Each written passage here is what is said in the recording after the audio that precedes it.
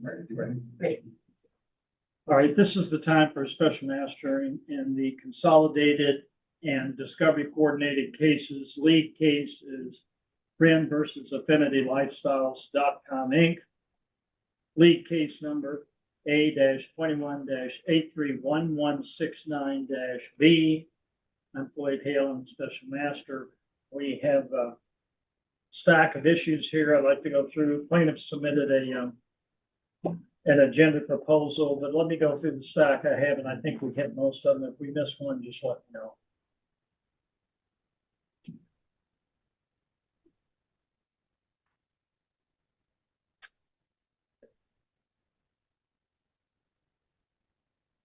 All right.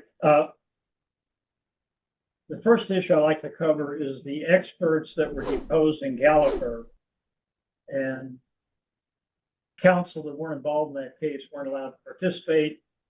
And those are the same experts designated in other cases.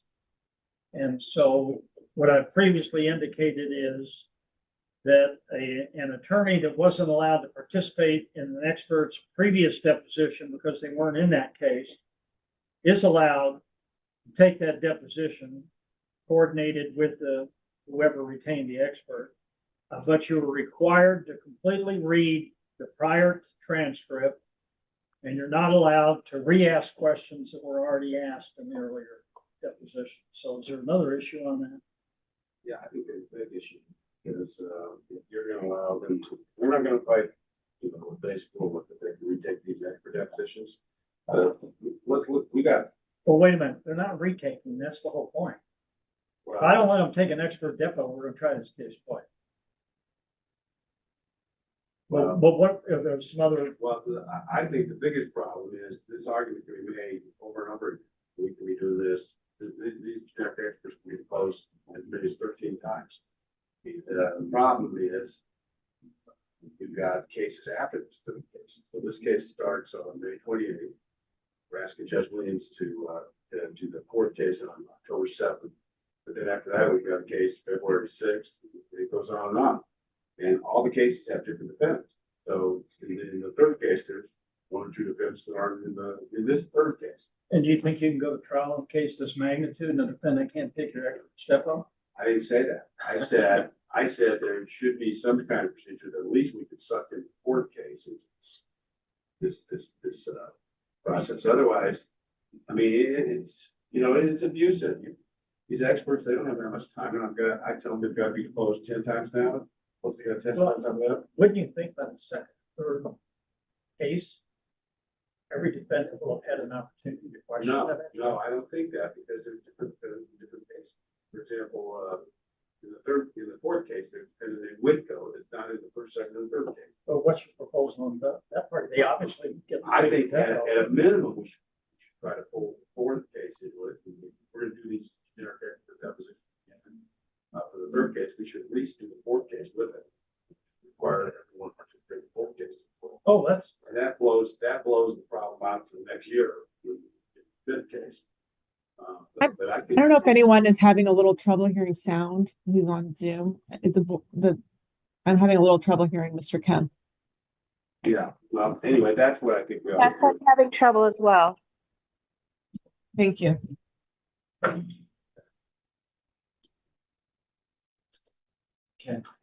then that's the first problem. The second problem is, and I think we had a real good example of this problem a couple of days ago. You can tell people not to ask the same questions, but you get into the actual depo and it just turns into a big food fight over what's been asked, hasn't been asked. And it gets very contentious. We just had this happen a few days ago in this case. So I think there's got to be more guideline than just read the transcript and don't answer the question. That's true. Tell them to try to phrase the question. what is the fourth case? The fourth case, the Brown case. Oh. Judge Williams. Hunter Brown. Yeah, Judge Williams, that's turned into a 15 plaintiff case. So that's currently set for trial February 6th, 9th, 12th, something like that. Yeah, the Henry case is part of that case now. That was originally set for trial September 5th or something. that. So what we're asking Judge Williams to do, we file a motion to move the Henry case back to October 7th, which is on the stack, and then move the other two parts of the case up February 20th.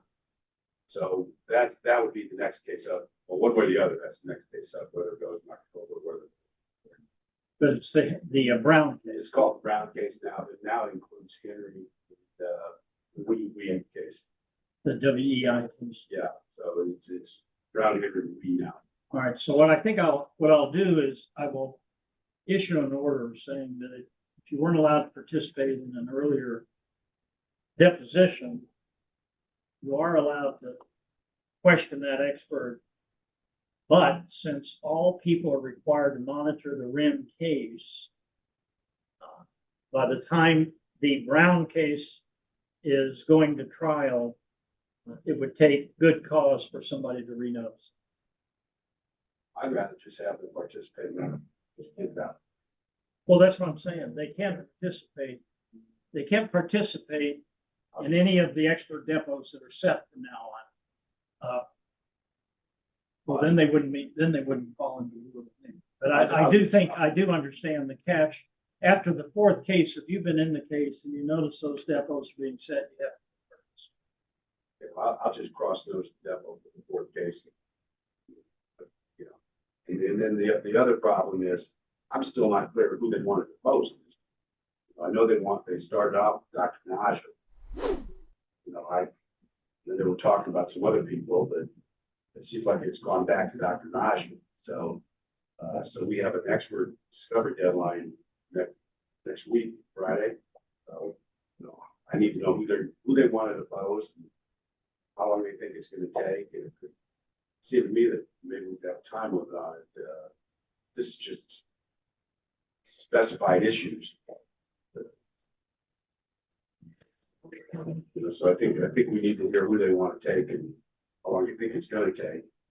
You know, we have an issue spillover with spillover depositions here, so I think these would be. We got Dr. Noushan with potential spillover deposition. J. It's like I said, we're not fighting the underlying order, but you know, I need to know who they're talking about.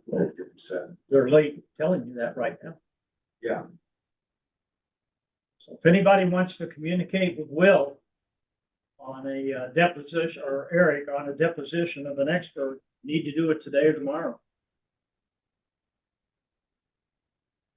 I'm assuming they still want Noushan. Yeah, hi, this is Colt, counsel for Nevada Beverage. We communicated to Eric. We wanted to depose Dr. Noushan, Dr. Hutt, and Dr. Kosnet, and I believe some other defense counsel provided some follow-up emails indicating those experts as well. Well, you put that in an initial email you sent 2 months ago, and in your recent email you said Dr. Noushan. I think the recent email was in response to Eric's motion for protective order. So Do you still want to do all three of them? Is that your proposal? yeah, I think there's other attorneys on this call that may want to depose additional experts as well. And so I understand you want to do Noushan on the ozonation issue. Okay. What is the reason to do Hutt and Kosnet? Well, Hutt did not testify as to Speedy Mart and Nevada Beverage. True, and she didn't testify as to Terrible Herbst either. And Judge Kishner said she was given a generic opinion. She did. She's given a generic opinion in this case.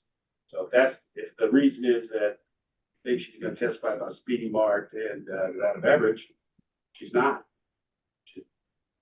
We expect the same ruling from Judge Hardy we got from Judge Kishner when they're purely generic.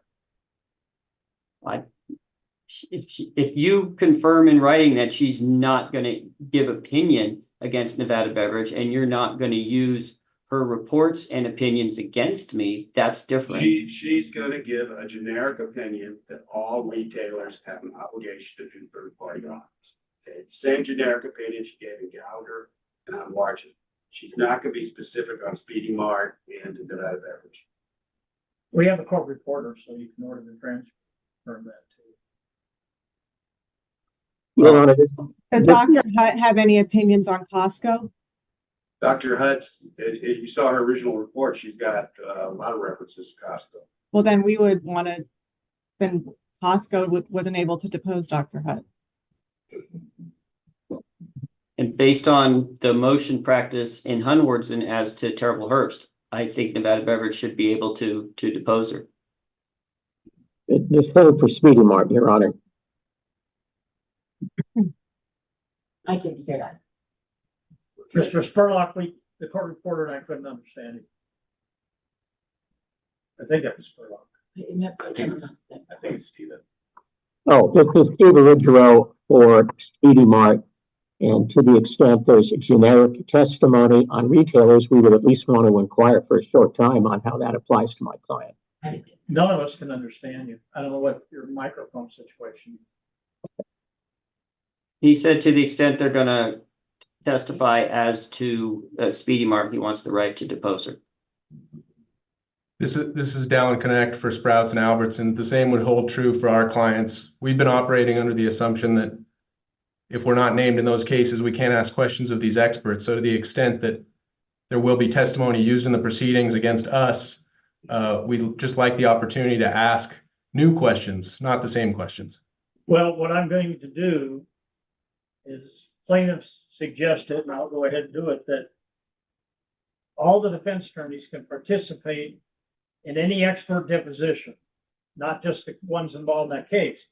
But after the Henry case goes to trial, if an expert deposition has been taken and you chose not to participate, then it's going to take good cause for you to reopen that depot.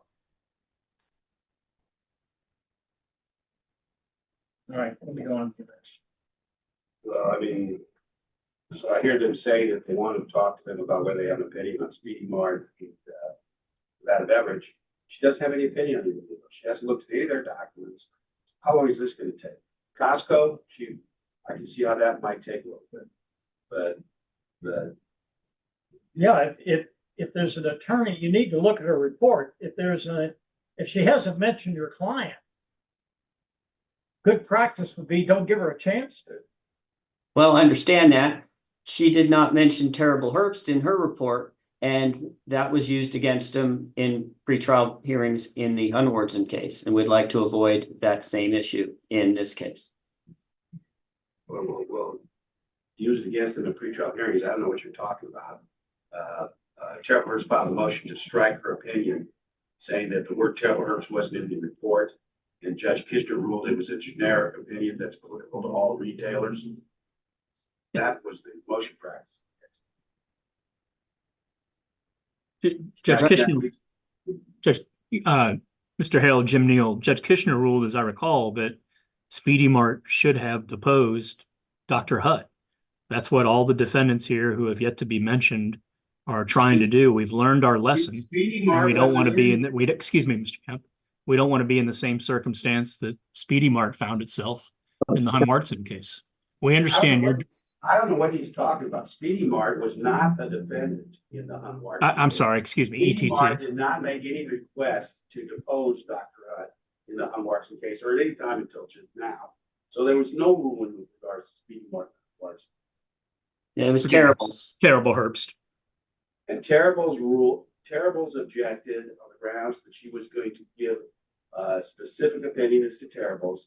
Judge Kishner ruled she couldn't do that. She could only give a generic opinion. And that was what was done in the case.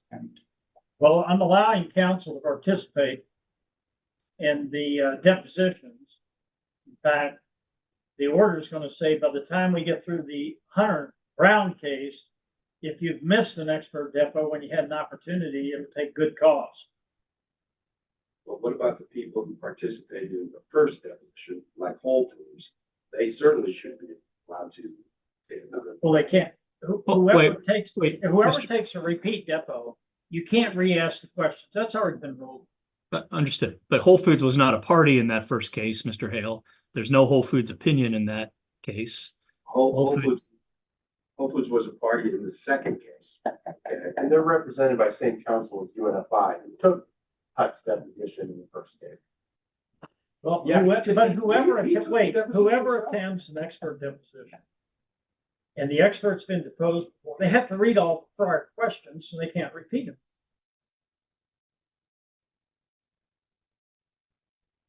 Can we at least have a limit, a reasonable limit on this time period? It's a repeat depo.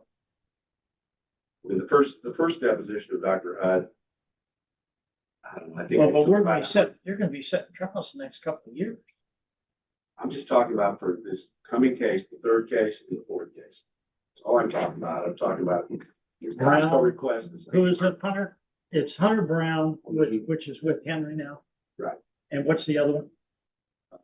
We, Oh, we.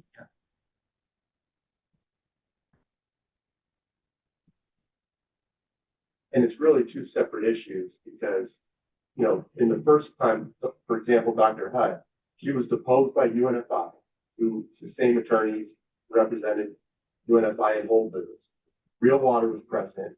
Can't recall if they asked questions or not. The meter defendants were there, given the opportunity to ask questions. They've deposed her or had the opportunity to depose her. So if she's being deposed again by Costco or Nevada Beverage in connection with these future cases, we think that Whole Foods and UNFI and Real Water, the meter defendants, everyone who has had the opportunity to depose her the first time, they shouldn't be able to depose her again. Well, they can ask questions that weren't asked before. even if they were present before, even if Mr. Neale took It'd the be, it's just deposition. be, it would be too He hard. took the deposition for an hour and a half. So So- you're saying he coming to do a new deposition of her? Can't ask anything he covered before.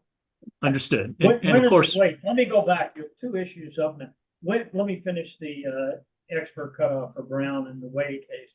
When is Brown going to trial? Closed October 7th. And what about Woody? Same day, consolidated. The problem is we're finding the deposition here. We've got an expert cutoff in this case, technically next Friday. But expert deadline actually gets passed. I think you're talking about the voting the deadline. Discovery Yeah, deadline. discovery deadline. Oh, okay. Yeah, okay. Give me a proposal. My proposal is that it be limited to 2 hours. No, I'm not doing it. It took him an hour and a half last time If to take the initial. if someone is abusing, I will read the transcript and rule accordingly. And if somebody's already had an hour and a half for these experts, I don't know what they're gonna ask them again. It better be related, but give me the cutoff date that you want for Brown and Way expert depots. I don't want it for all the expert days. I'm just talking about these generic experts. I'm just talking about the 3 generics. I think the other depots we can do, you know, to the schedule. Who, Dr. Hutt? Well, the only 3 generics are Hutt, Naushan, and Cosner. Is it caution? It's KOSNATP. Hold on. And is Hutt HUGHT? HUTP. And Noushan is I've got him. Right, NAJM, NJ what? NAJM. In custom. All right, let's get a cutoff date. Somebody give me a proposal. Well, I mean, on the spillovers, we were trying to get them all done by the following week, which would have been, what was the Friday, that day, the 5th, 4 or 5. I don't know if I can get all 3 of these people in and out by 4 or 5. But I'll try. Well, we go 412. Do they want Cosnet? Because They don't even ask for cost. I mean, other than asking for redepose everyone, they've given no reason to. Well, for these 3, I'm gonna give a cutoff of April 12th. Floyd, this is Jim. The current Henry cutoff is June 28th. The discovery cutoff in Henry is June 28th with a September 16, 2024 trial. Why would you advance? Because these same experts. These same, we're talking about they've been filed for over redeposing a experts. year. Yeah, we're talking about redeposing experts I mean, there'll be a cutoff date a year from now in another case. I mean, people are gonna be in the middle of their pretrial motions all next month to try to jam all that stuff. It doesn't make sense to me. I'm just saying, but the discovery schedules you've already ordered, court's already signed off on it. Why would you mess with that discovery order in a consolidated case? You want an answer? Because these experts have already been deposed before. And in a year from now, you could come in and say, hey, I've got a discovery cutoff at the end of 2025. Why can't I retake this expert? That's why we have a lead case of Wren that everybody's required to monitor. What I'm saying is the redeposing of those three experts, I want that, I'll move it to 419 if you want, but I want that requested and attempted to be scheduled by 419. I'm gonna try to get it scheduled by 4/5. I still haven't heard whether they want Cosnet, if so, why. Floyd, this is Joel for Real Water. I'd like to be heard if you have a sec. Absolutely. So, Joel Odou for Real Water. I don't have a opposition to what the plaintiff is requesting, but I do have an opposition to the way that we're proposing going about it. Presently, the Brown, Henry, and Way cases are consolidated, but the trial date is being moved and there'll be a new discovery schedule and all of that. If what you're proposing, Floyd, is to put a drop dead deadline, so to speak, in the case that's going to trial, the Wren case, that's fine. But I think it's premature to issue an order in Brown, Henry, and Way until we get the preferential trial date from the court. I think it's just putting the cart before the horse. I understand the goal is to not have these experts deposed multiple times over the same opinions, but these experts have not disclosed opinions of Brown, Henry, Way. I assume they're going to be the same. That's fine. But if they're being deposed in the case that's going to trial, the Wren Carrier KeHe case, and the parties are on notice now to do it in that case, that's fine. Real Water doesn't have an objection to that. That doesn't solve the problem. These experts have to be deposed for the next case. I mean, No, I'm Joel, but how do I prevent them from being deposed again, called again? I've got all the same attorneys in here. Everybody is monitoring the Wren case, so they see every deposition notice. How do I keep somebody from letting the Wren case depot come and go and then say, I'm in the Hutt case, now I'm going to take that depot. I didn't get a chance to take it. I think you do How do I it by avoid that? ordering that they have been fully deposed in the Wren case. And if they adopt the same opinions in the Brown, Henry, Way consolidated case, then you have your basis to deny a request for good cause. But we don't even have reports in Brown, Henry, and Way, and those experts, I presume there's an agreement that they're bound by their reports for the case going to trial, the Wren case, and that's how you do it. But that way you're not backwards, because until we come up on expert disclosures in Brown, Henry, Way, I don't know that you have the power to bind the plaintiffs to those reports. They can certainly stipulate to it. But again, I think the parties have objected and said, look, we don't have expert disclosures in Brown, Henry, Way. We'll have them, but you're kind of putting the cart before the horse in Real Water's opinion. We don't dispute that if there's new opinions, they're entitled to depose them on those new opinions. But if they produce the same report that they were previously deposed on, can't depose them again unless there's good cause shown. Well, and I created a good cause for Gallagher because I didn't let him participate. And Mr. Kemp has indicated, let them participate. They, once they participate, they can't retake the depot. So what I'm saying, Joel, is when we set these depositions, any party that's in the case can participate, but then we don't redepose that expert absent good cause, which would be a modified or amended report. Correct. That's the current order, is in the coordinated cases. And we're trying to clarify the current order rather than draft the new order, which is in Real Water's view. In the coordinated cases, the order is, hey, if somebody is deposed in a coordinated case, you can't take their deposition again in one of the other coordinated cases. I don't have a problem with that. I have Amy Jones' deposition 2 days from now, and I want people bound by that same rule.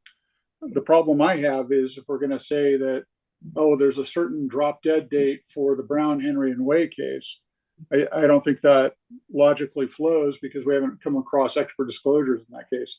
I think you've got to do it in the Wren case and say in the Wren case, the order is you can't redepose an expert. That's all. I just think from a procedural standpoint, from a clarity standpoint, the order's got to be in the Wren case, not the Brown Henry Way case. Certainly Brown Henry Way is bound by it because they're coordinated, but I think the order has to be in Wren. Yeah, well, I mean, he brings up another problem, which is under this rationale that they didn't have a right to participate in questioning in the Gallagher case. Winco, even different plaintiffs have the right to redepose anybody who's been opposed. They didn't have a right to question them. You know, so Winco, any other plaintiff, they could redepose. Wayne Jones, Amy Jones, anybody. Well, if there's a reason to. Yeah, but Because if you object, then they'll have to show reason to when they have to have already read that transcript. yeah, All right, let me get the defense and the plaintiff proposal. Gallagher, we were kind of steamrolling toward the trial, so I limited the parties that could participate in Gallagher, but that was a specific case. Any other case, I think Joel was right. You've got to show up at that first deposition and ask your questions. Well, all I'm proposing is that if we're going to reproduce these experts again, that it be for both cases Hunter and the Wren. Brown case. It's all and all the attorneys, any defendant in either case can attend and ask the question. Well, why don't you set the depot and cross notice? I can do that.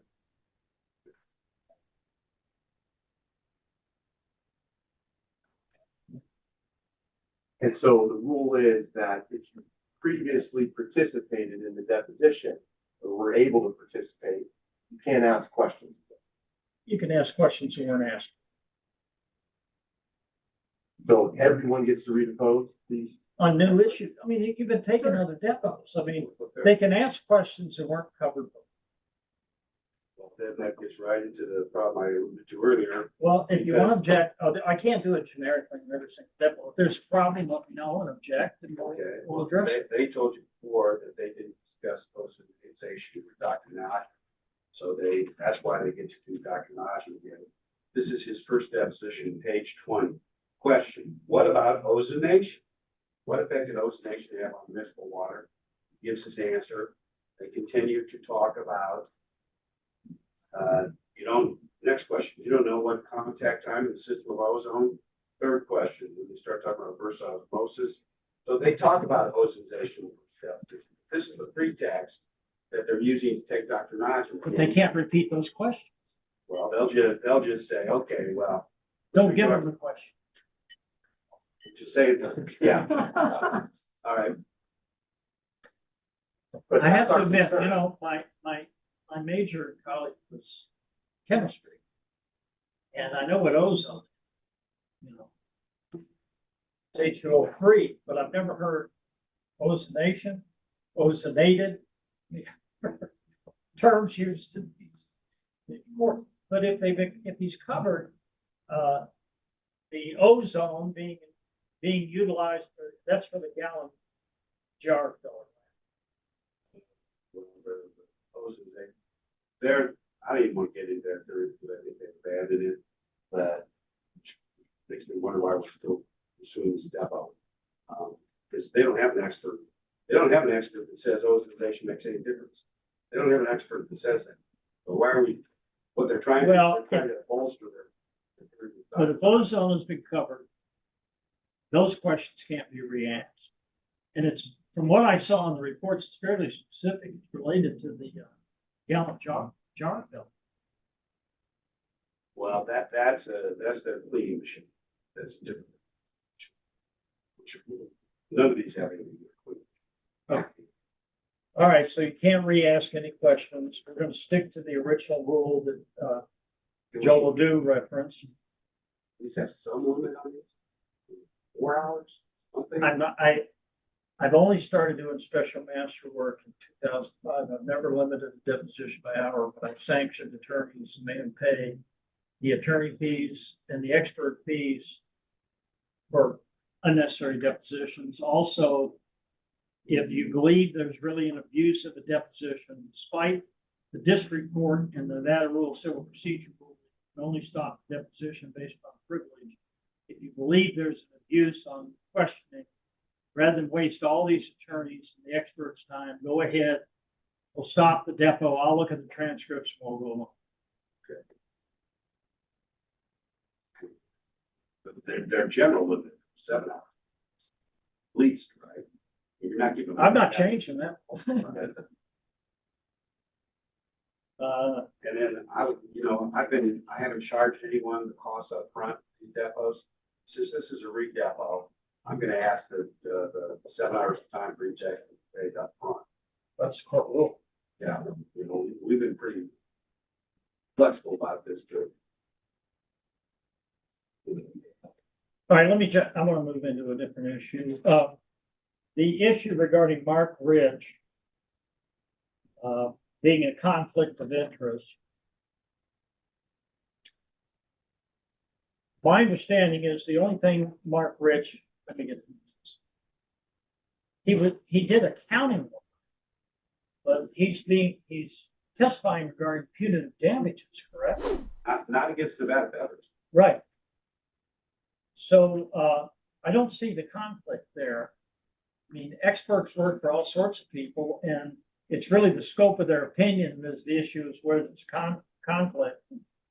And so what I understand is Nevada Beverage did not want the plaintiffs to be able to use Mark Ridge because they previously used it for accounting services, but he's testifying as to punitive damages regarding HANA Instruments, WNFI, and Costco. Is that correct? UNFI settled out, so it's only Costco and Hannah. Okay, so there's no conflict.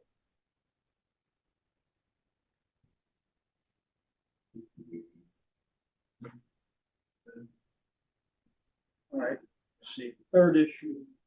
Right.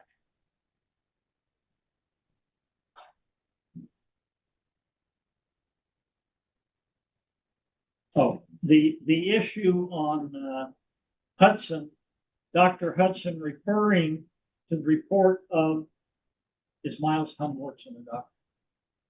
He was the plaintiff. Oh, that's right. He's testifying. Who's the expert? Who did that? We had a life care planner. Yeah. We did a life care plan That's what I'm trying. for Miles Humwortson in the Humwortson case. It related to a liver transplant. In this case, Dr. Hudson's opinion. He's just using the life care tables for cost, right? Yeah, he's just he's using a factual set of tables. I don't see that as a conflict. Does Nevada Beverage want to add anything? This is Noushan Noureddini for Costco. Well, the issue is that they're shielding an expert that they had previously disclosed, the life care planner. And that's what the report who Dr. Hudson is recycling. He's just using the life care planner's report from Humwortson and using it for an entirely different plaintiff. And the life care planner hasn't been designated as an expert in this case. He's just referencing the tables. Those are factual tables. He's not referencing an opinion from a prior expert, right? The table is what the life care planner created. It's the plan for Miles Humwortson and what treatment that the life care planner thinks he needs and the costs. Well, but one life care planner that attached for one plaintiff has tables attached. Those tables have nothing to do with that plaintiff. They're just standard life care tables. And another expert can use the same tables for another plaintiff and another report. But these are specific to him. They talk about the places that he's treated at. It's about UCLA and the treatment for a 30-year-old man. My understanding is it's the tables only he's using, which have no opinions in them. Correct. It's the plain language of the report. It says where he's seeking treatment. It talks about facilities. It's not a generic life care table that you would use in any case. But it's a generic life care table for like UMC. right? I mean, it's regarding the cost for particular facilities. It's the cost of the care that Dr. Hudson is recommending for this plaintiff in this case. He says in this table, that these are my opinion on the cost of exactly what's in this.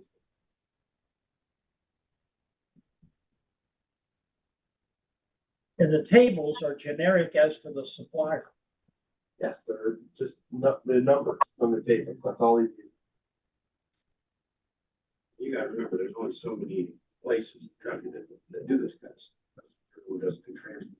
Well, my ruling is going to be, I'm not going to grant the striking, and the expert is allowed to use the tables which refer to medical costs for particular suppliers who do not contain any opinion.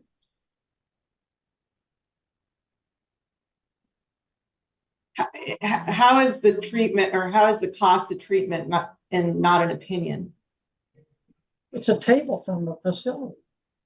It's from a life care planner who came up with it, who was an expert. Who has had his deposition set before parties resolved in Hunwardson. It was clearly treated as expert testimony, given the fact that they retained a life care planner to come up with that table. But now they're bypassing that by not disclosing that person as an expert in this case, and just having another expert regurgitate his report, which he didn't create. But but the expert that referenced those tables has to establish his foundation. There is no foundation. He's got to have an opinion for it. His own opinion. These are cost tables for specific facilities. He does have an opinion. He says, this is what I recommend for future care for Leila Kava after she gets her liver transplant. And I have an opinion on what the cost of that care is. And that opinion Parallels the other is one. exactly what is shown in these tables, which he did have. The tables from the Hunwardson case are based on Dr. Hudson's recommendations for miles. He reviewed those tables. He agreed with the medical recommendations that underlie them. A lot of them are the same as what he recommends for Leila in his report in this case. And he agrees with the cost based on his knowledge and experience and expertise as a clinical liver transplant. Well, what I'm going to rule is he's allowed to adopt his opinion, but he has to defend his opinion. And he's allowed to adopt or say, this is what I believe.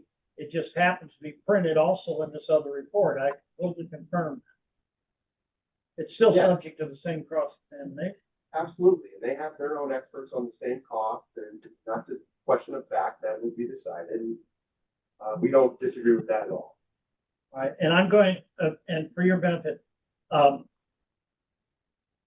going to try to kick out those orders today or tomorrow. And in our CMO, how much time does somebody have to appeal? Well, I'm not really, is it 10 days? Does anybody remember? Well, the trials are coming up soon. All right, here's one. I don't recall I've ever had this issue come up before. This is the KeHe distributor request, the blood draw for in the Brown matter for Carla Marino. KeHe distributors have requested 4 to 5 vials of blood to be drawn, described in their counsel's letter, March 21, 2024, mostly related to prior hepatitis testing, which, by the way, I think I got a backup. I got a declaration of the doctor this morning about 9 o'clock. But basically what they're saying is there's been one run for these hepatitis tests, but you have to do a second run in 6 weeks because that would show if it may not show up in the initial blood test. So do you have an objection to this? Well, Our first objection, yeah, we do have an objection. I mean, so the defense gonna ask all 64 plaintiffs to have to get blood twice. I mean, No. This is related to somebody that had hepatitis contact. this case is, no, I think they just they wanna redo the hepatitis test and be negative. That's what Yeah, they want to do. exactly. They're just speculating on, there could be this or that, but there's no evidence, nothing in the medical records. The tests that were done were all negative. Forced to give blood? I mean, I'm with you. I've never heard of such a report. What case is this? This one's way down the road. This is in the Brown case. Yeah, it's Carla Marino in that case. My understanding is they ran these tests, but these tests require second runs 6 weeks later. Now, was this initial panel, they'd already run it, right? I mean, that wasn't related to the litigation, it just was in her medical record. That's correct. The initial run was when she was in the hospital. They ran everybody when they went to the hospital. Yeah. Everybody who went to the hospital, well, not everybody, but virtually everybody who went to the hospital with two liver failure had virus panels. We only with the baby. So now we're gonna rerun the virus panels for every single person. Well, because they have some suspicion that maybe it came back. Well, here's what I'm gonna do on this. We just got the declaration this morning. I don't even know if you've seen it. I haven't seen it. No, it just came in this morning. If we kick this week, let us. Oh, no, I'll get more. Yeah, it came in today. The declaration of the physician, their expert. I'm not making this up. The same as Fred Fordad. What is it? His last name, it's Fred. His last name is Poordad. Fordad. Okay, well, I'll give you 10 days to. There was another one that came somewhere. All right, then the next issue.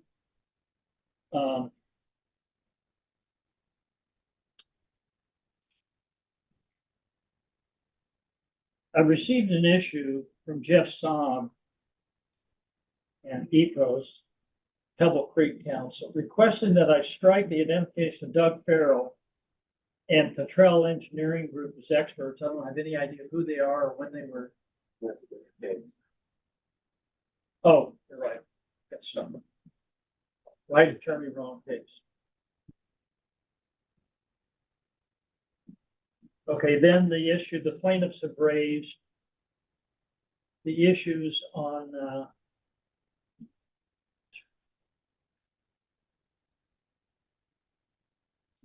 there's several of these kind of go together. One is Annette Santa Maria. The other is John Ketchum. Experts that did not do initial reports, but did rebuttal reports only. Santa Maria. Yeah. An initial report. He produced the same report that he produced in the Gallagher case. Oh, I thought neither one of them. Wait a minute, then let me jump to the other.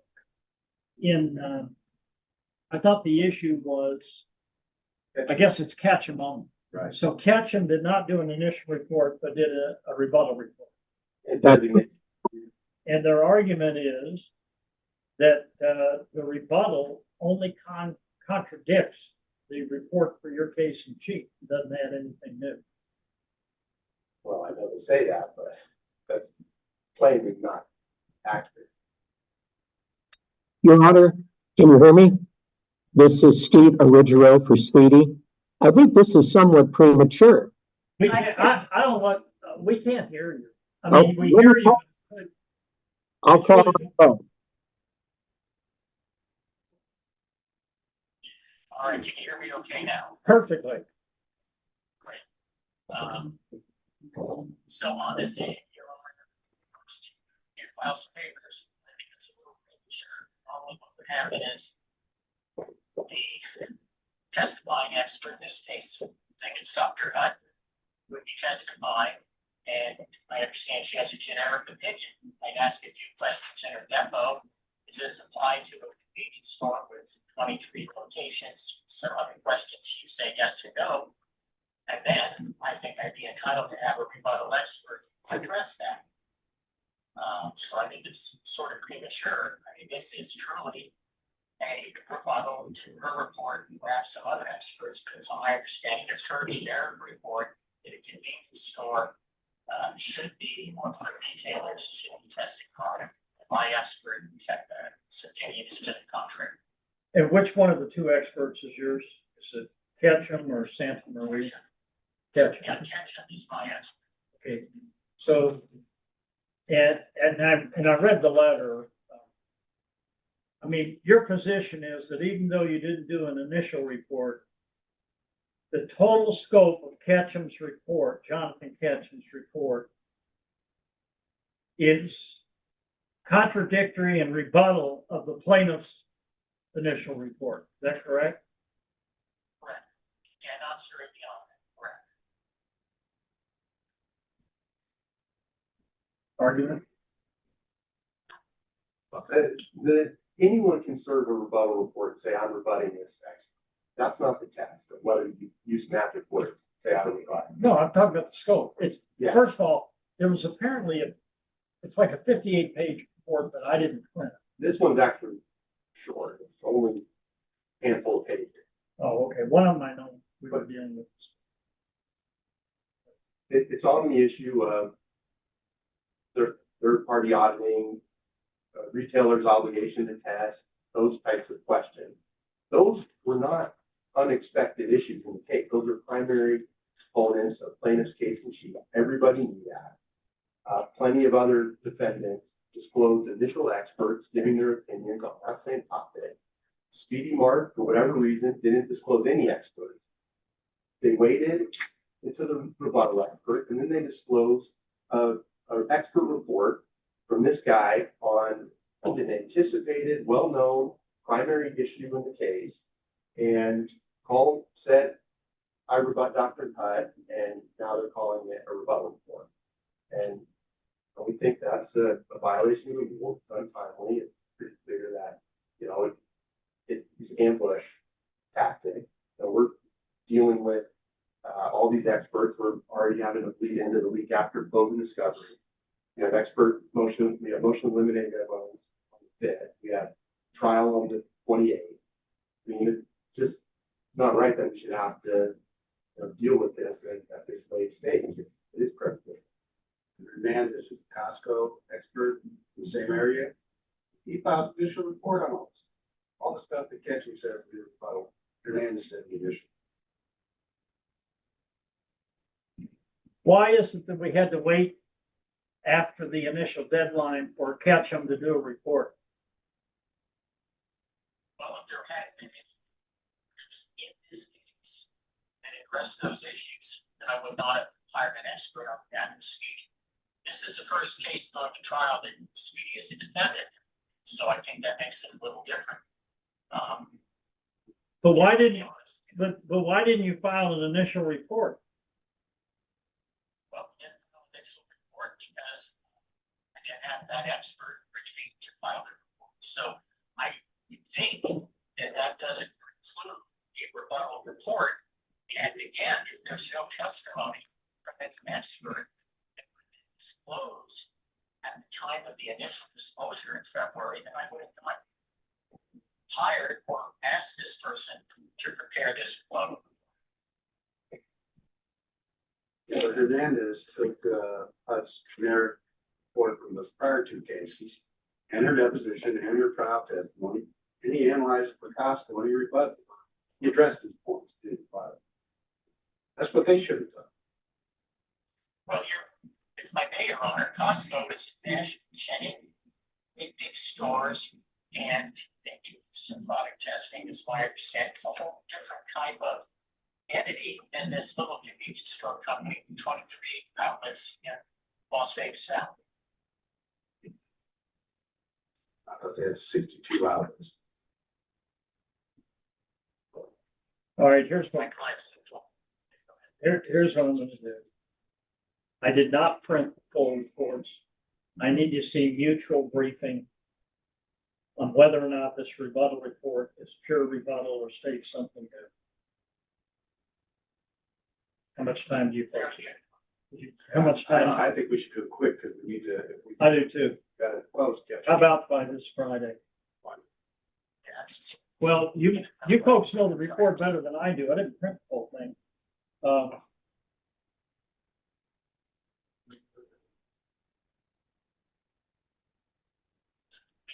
got my post business Thursday.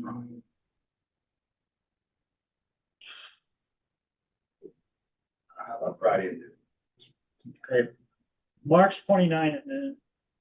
And here's what I need to know. I need, and it can be mutual. I don't need an opposition to reply and all that. I want to see both sides' position as to whether this rebuttal is as noted in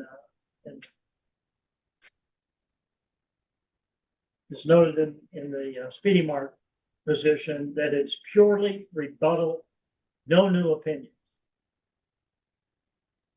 Or as Mr. Kemp and Eric would say, there's no ambush opinion. And so we're going to do that by March 29 noon.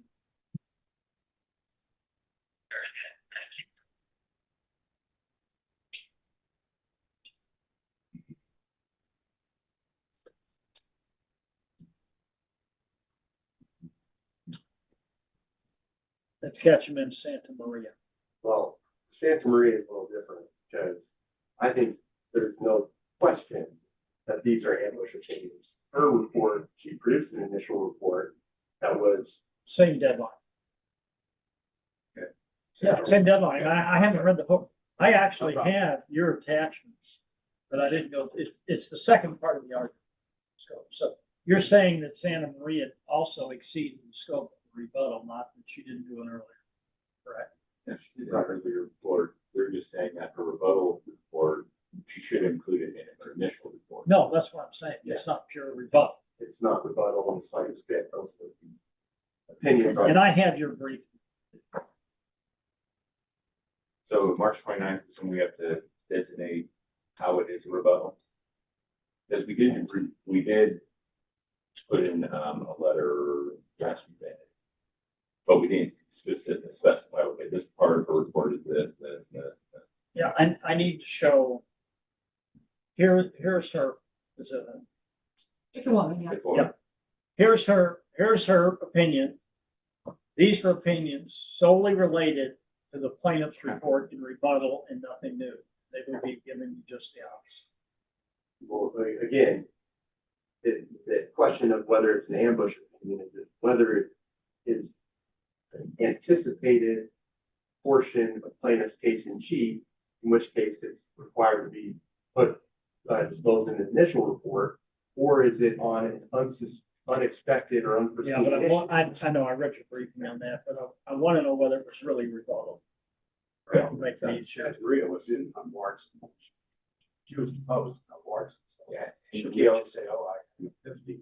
But we did that with Form Vow because we thought they were going to do Motley again, and I just lost a bunch of money to have him incorporate his rebuttal in initial repayment because Motley was dead.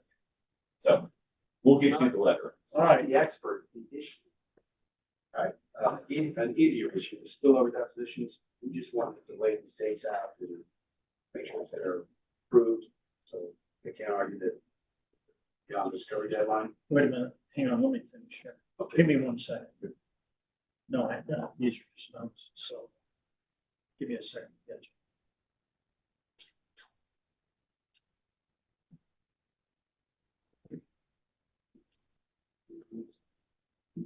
Okay, we're going to your Yes, yeah, these are the list of people that have not been opposed. Oh, yeah.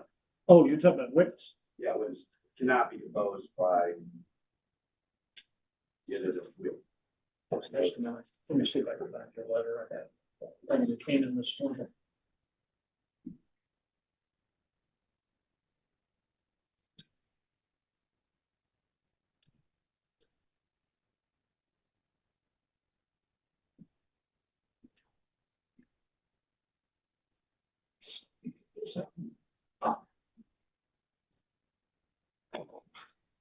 All right, so now, there was a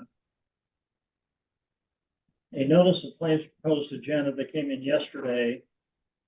And spillover depots is item 4. Right. So why don't you cue it up, people on the Zoom? These are just definitions that we propose being allowed to take.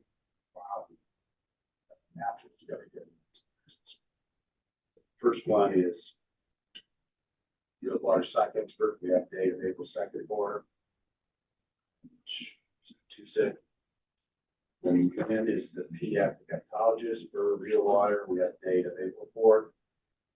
Dr. Hale, epidemiologist, April 2nd. Grandma.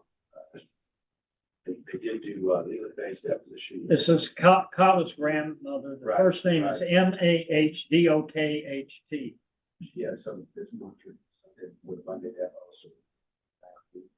This set up a little third, yeah. Dr. Dat now, getting days from him. It's really more our schedule, his schedule. We're gonna have that one done by Friday.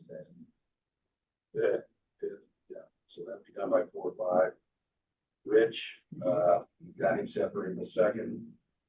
I had asked, this is Noushan Noureddini for Costco. For Rich, we had asked for a different date, but we can work with council on that. Guthrie, he's the treating physician for the 5 babies up in Salt Lake. So we had him set before the deadline, he did the last seconds. Dr. Gone, we only think our last deposition was less than an hour. We think this won't be about an hour, we can do that by 4 or 5. Lady Walker, so That's Severin Morales' mother. oh, yeah. Along with that one, we agreed to work with her to produce her for deposition. There was a second subpoena served related to the Morales' roommate that was set for April 9th, but we objected to that deposition. I don't know, Chad, if we. Yeah, we do want to go forward. He's a roommate, especially about pure water. And during the deposition, Severin's dad said that he may have given this water to his name is Jasper, may have given it to his 8-year-old son, may or may not consent. And so we do want to take this deposition. I don't think it's going to take long. What witness is that? Is it on your list? This is not on our list, he's the. Okay, what's the name of the witness? Name is Jasper, Yaspert, and Genoa, Geo. And he's a plaintiff. No, he's a roommate. He's a roommate of the plaintiff. Former roommate Of a plaintiff. Yeah. Or the father. of the father of which the son is time. Was one who was bought the real water. Well, that's a percent. It's after the causation experts. But it's after the discovery deadline. They want to set it more than a week after the discovery deadline. This guy was disclosed in the plaintiff's fact sheet 2.5 years ago. I don't know why they didn't take his deposition, but now our position is too late. So he was mentioned in the fact sheet. He was said that he didn't know his age. At the deposition, said it was his best friend, the godfather. We then sent a letter requesting information, and added to plaintiff's 15.1 disclosure on the 14th of March. They gave us his contact information on the 15th of March. This day is the 19th of March. Where is he? He's here in town. They can take. There's gotta be a cut. We have it for the 9th. It's set for April 9th. Yeah. I mean, we were fine. Is this set up by Zoom? We'll move it up if you want. If they can do it by 9, I just want to finish. I know, something called trial. Right. They can do it by 9.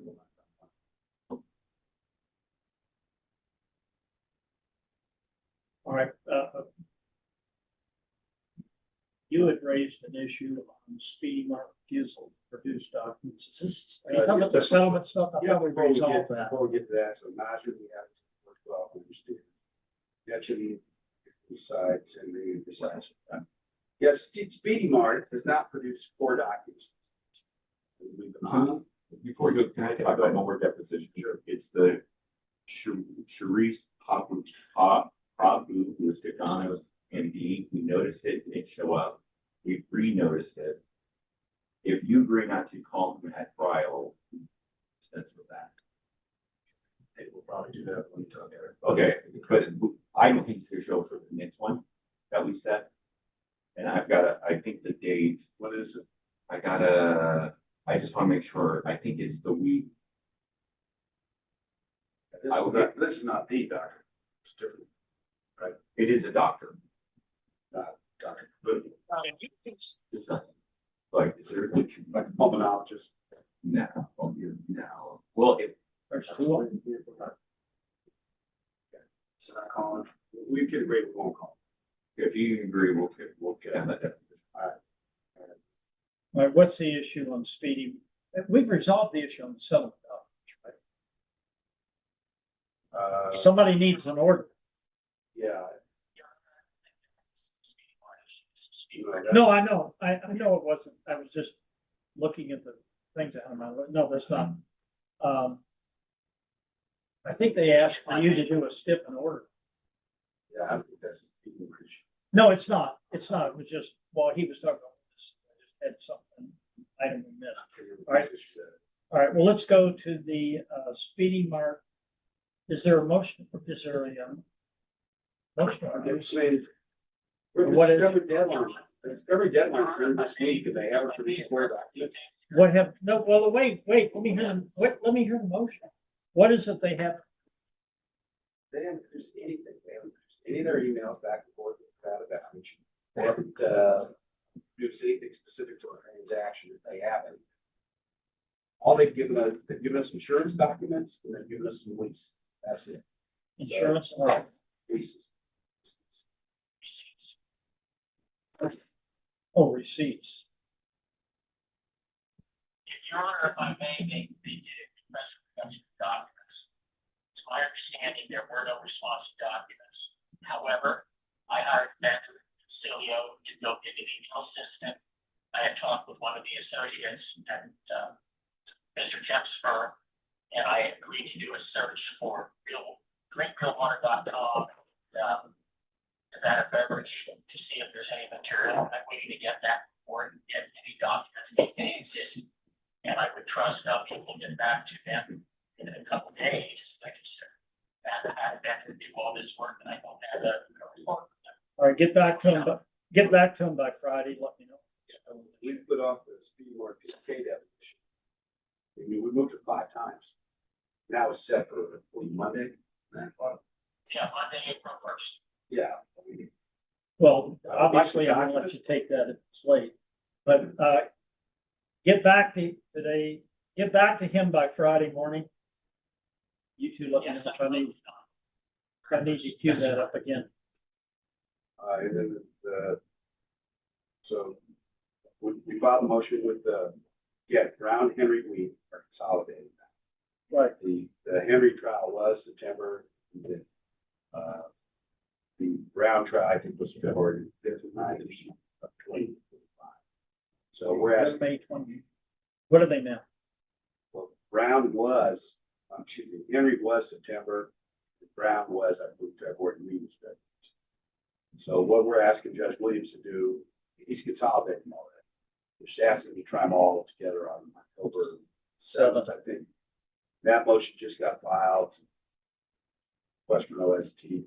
So this is more of a heads up that as soon as we get first thing on the trial date, we have to. Well, he may give you the discovery cutoff. What do you propose? We haven't really thought about it. We're gonna talk to Vince about it. Okay, well, if you can't resolve it, let me know or let Judge Williams. I think the only issue there is Henry, it was consolidated into Brown. But we just want to confirm, because the Henry deadlines were coming up here soon. Do you think that as a result of the consolidation, Henry goes into Brown, and whatever schedule you get in the consolidated case will apply to all of them? We just want to make sure everyone's in agreement that those Henry deadlines are no longer applicable, and it's pending the preferential trial motion and setting a new schedule of the consolidated case. Except if the Henry expert disclosures next week or whatever. Yeah. All right, I'll note that's been, Hey, Floyd, this is Joel for Row Water. We agree. okay. This, Joe will do. Hey, what happened to the glamour shot? Time. All right, is there anything else? All right, so we need another hearing in about a couple of weeks. Do we? Yeah, I think that's a good idea. Well, One trial coming up, What's our next trial? May 28th. Yeah, that's fine. All right, I'll set some. See, good, you can let me know, with all these depots, you might not have time. I'll just throw something up there. Yeah, like, we're trying to get everything done by the week after this. There's gonna be a little spillover, yeah. Well, a lot of spillover. Who else have tried the job? Who's the judge? Judge, Oh, and he's got, which one does he have now? is Solid Brown here. Oh, okay. Essentially, Judge Williams, case 1. I think he's case got 2. Judge Hart, case 3. When he retired. Keep saying that. Well, I had retired. I told Judge Alf was coming. She's here. All right, does anybody have anything else? Thanks, everyone. Thanks, Floyd. Thank you. Thank you.